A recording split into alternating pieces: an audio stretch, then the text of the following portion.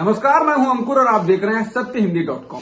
सत्य हिंदी का Android app download करने के लिए डिस्क्रिप्शन में जाइए, वहां पे एक लिंक दिया गया है, वहां से आप डाउनलोड कर सकते हैं। अब एक नजर डाल लेते हैं अब तक की खबरों पर। सुप्रीम कोर्ट ने तीनों कृषि कानूनों को लागू होने पर रोक लगा दी है। अदालत ने सरकार किसान संगठनों के बीच विवाद निपटाने के लिए जिस कमेटी का गठन किया है उस पर भी रार छिड़ गई है। इस बीच किसान आज लोहड़ी पर तीनों कानूनों की कॉपियां जलाएंगे। किसानों का कहना है कि उनका आंदोलन जारी रहेगा और वो 26 जनवरी पर भी ट्रैक्टर परेड निकालेंगे। मथुरा से बीजेपी सांसद हेमा मालिनी ने किसान आंदोलन को लेकर कहा है कि नए कृषि कानूनों में कोई कमी नहीं है, लेकिन विपक्ष के बहकावे में आकर लोग आंदोलन कर रहे हैं। हेमा मालिनी ने साथ ही संवाददाताओं से कहा कि आंदोलनकारी किसान नहीं जानते कि वे क्या चाहते हैं और कृषि कानून में दिक्कत क्या है। इससे ये पता चलता है कि वे इसलिए ऐसा विरोध कर रहे हैं क्योंकि कोई उनसे ये करने के लिए कह रहा है। कांग्रेस ने भी सुप्रीम कोर्ट द्वारा बनाई गई कमेटी के सदस्यों को लेकर सवाल उठाए हैं। कांग्रेस प्रवक्ता रणदीप सुरजेवाला ने कहा कि सुप्रीम कोर्ट ने जो चिंता जाहिर की उसका हम स्वागत करते हैं, लेकिन जो 4 सदस्यीय कमेटी बनाएगी वो चौंकाने वाली है। ये चारों सदस्य पहले ही काले कानूनों के पक्ष में अपना मत दे चुके हैं। ये किसानों के साथ क्या न्याय कर पाएंगे, ये सवाल है। रणदीप सुरजेवाला ने कहा ये चारों तो मोदी जी के साथ खड़े हैं, ये क्या न्याय करेंगे। एक ने लेख लिखा, एक ने मेमोरेंडम दिया, एक ने चिट्ठी लिखी, एक पिटिशनर है। किसान आंदोलन के समाधान के लिए सुप्रीम कोर्ट की ओर से बनाई गई 4 सदस्यीय समिति में शामिल महाराष्ट्र के प्रमुख किसान संगठन शेतकारी संगठन के अध्यक्ष अनिल घनवत ने कहा है कि प्रदर्शनकारी किसानों को न्याय मिलेगा। अनिल घनवत ने समाचार एजेंसी एनआई से कहा यह आंदोलन कहीं जाकर रुकना चाहिए और किसानों के हित में एक कानून बनाया जाना चाहिए। बता दें, सुप्रीम कोर्ट ने मंगलवार को तीनों कृषि कानूनों पर रोक लगा दी और विशेषज्ञों की एक समिति गठित की जो कृषि कानूनों को लेकर किसानों की शिकायतों और सरकार की बात सुनेगी और 2 महीने के अंदर अदालत में अपनी रिपोर्ट पेश करेगी। पुडुचेरी के प्रधानमंत्री वी नारायण स्वामी ने प्रधानमंत्री मोदी को पत्र लिखकर कहा है कि टीकाकरण के पहले चरण में राजनीतिक पार्टी के नेताओं, मंत्रियों और विधायकों को भी वैक्सीन लगवाने की अनुमति दी जानी चाहिए।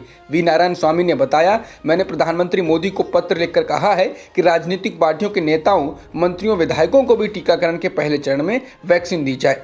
इस तरह वो एक उदाहरण पेश करेंगे जिससे आम जनता में भी विश्वास पैदा होगा। व्हाट्सएप प्राइवेसी पॉलिसी को लेकर लोगों की चिंताओं को देखते हुए आईटी संसदीय समिति फेसबुक अधिकारियों को पूछताछ के लिए बुला सकती है। संसदीय समिति की बैठक से अवगत एक व्यक्ति ने कहा कि इस मुद्दे पर बातचीत हुई थी, लेकिन आधिकारिक तौर पर नहीं हुई। उनके अनुसार उम्मीद की जानी चाहिए कि संसदीय कमेटी इस मुद्दे को उठाएगी। व्हाट्सएप कंपनी ने पिछले सप्ताह अपनी नई प्राइवेसी पॉलिसी को लागू किया है, जिसके तहत वो अपनी पेरेंट कंपनी फेसबुक को यूजर्स का डाटा साझा करेगी। 2016 में जब फेसबुक ने व्हाट्सएप को खरीदा था, उसी समय डेटा शेयरिंग की बात उठी थी, लेकिन पिछले सप्ताह तक उन यूजर्स को ये विकल्प था कि वो अपना डेटा शेयर ना करें जो फेसबुक के खरीदे जाने से पहले व्हाट्सएप इस्तेमाल कर रहे थे, लेकिन अब उन्हें ये विकल्प नहीं है। राष्ट्रपति डोनाल्ड ट्रंप को कुर्सी से हटाने की डेमोक्रेट्स की कोशिशों को अब उनके ही कुछ साथी रिपब्लिकन्स का साथ मिलने लगा है। प्रतिनिधि सभा की तीसरी सबसे वरिष्ठ रिपब्लिकन लिज चेनी ने कहा है कि वो बीते हफ्ते की यूएस कैपिटल पर हुई हिंसा को देखते हुए ट्रंप पर महाभियोग चलाने के लिए मतदान करेंगे। पूर्व उपराष्ट्रपति डिक चेनी की बेटी लिज चेनी ने महाभियोग का समर्थन करने की बात कही। रिचर्ड निक्सन के वक्त के बाद से यह पहली बार है जब राष्ट्रपति की खुद की पार्टी के किसी नेता ने ऐसा किया हो। हाउस के 2 अन्य रिपब्लिकन सदस्यों जॉन कॉटको और एडम किंजनर ने कहा है कि वो भी महाभियोग के लिए मतदान करेंगे।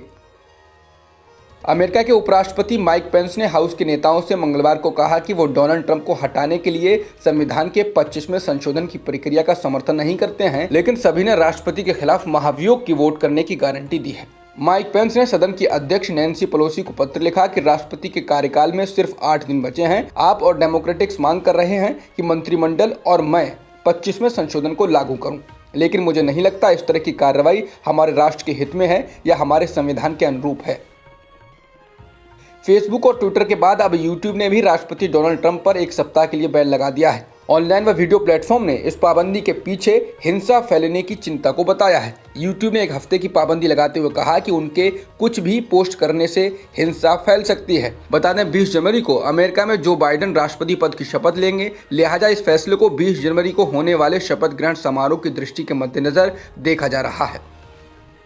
भारत में एक दिन में 15,968 नए कोरोना संक्रमण के मामले दर्ज किए गए हैं और 202 लोगों की जान भी गई है, जिसके साथ ही देश में कुल संक्रमितों का आंकड़ा 1,04,95,000 के पार हो गया है और मृतकों की संख्या 1,51,000 से अधिक हो गई है। फिलहाल एक्टिव मामले 2,14,000 से अधिक हैं।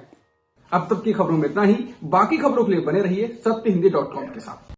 सत्य हिंदी का ऐप डाउनलोड करें गूगल प्ले स्टोर पर।